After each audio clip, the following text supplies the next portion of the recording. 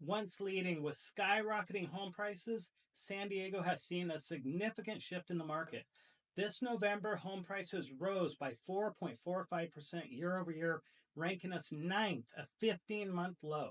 Who's topping us now? In first place is New York with a positive 7.3%.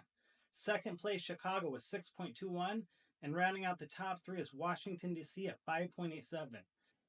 Meanwhile, Tampa is the outlier, experiencing a decrease of 0.37% year over year.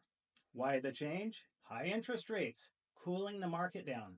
January saw almost 7% average 30-year fixed mortgage, which has since climbed a little above 7, squeezing affordability.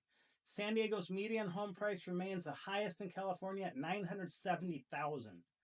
The pandemic brought unprecedented hikes. March 2022's 30% jump, but recent months show a shift with prices dropping 2.5% since last June. For buyers and sellers, the era of rapid increasing may be slowing, but the evolving market presents new opportunities. Thinking of navigating this market? Let's strategize the best move for you. DM me or comment the word cool to discuss your real estate goals.